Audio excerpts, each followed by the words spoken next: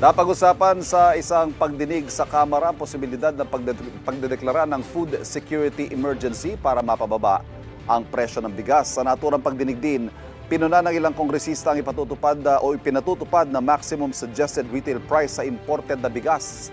May unang balita si Tina Panganiban Perez.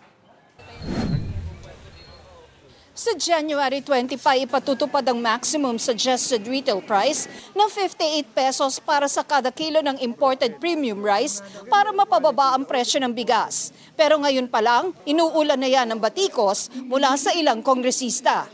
Bakit natin i-benchmark sa imported?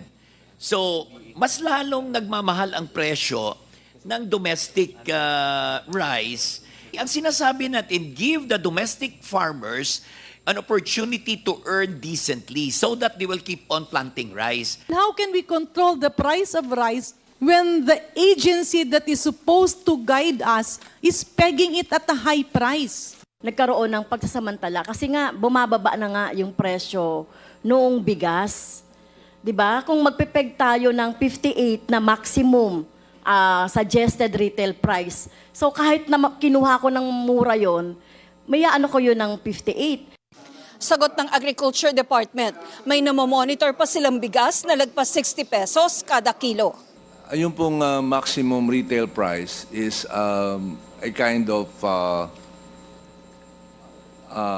number, a starting number sa dahan-dahan na pagbaba. Halimbawa, yung premium rice is already priced at 58,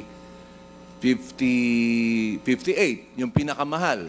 Siyempre po, wala pong, yung pong mas mababa ang kalidad nun, naturally, bababa po yun. Ang napag-usapan po namin doon ay hahanapin natin yung puhunan tapos we add around 8 to 12 pesos markup based on the imported landed cost po. And then, yun po yung maximum dapat na makikita natin. Pinuna ng komite na kaya mataas ang presyo ng bigas ay dahil sa maraming layers sa supply chain na may kanya-kanyang patong sa presyo.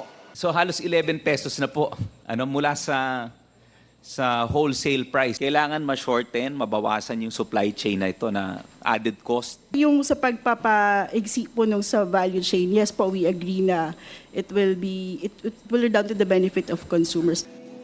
Ang iba pang posibleng gawin para mapababa ang presyo ng bigas? The National Price Coordinating Council met yesterday and we are looking at yung possibility po of declaring that there is an extraordinary increase in prices to allow the DA Secretary to declare a food security emergency. But we're still working on the resolution. So in principle, Yes, Mr. Chair. they are in agreement unanimously, I would presume, Yes, Mr. Chair.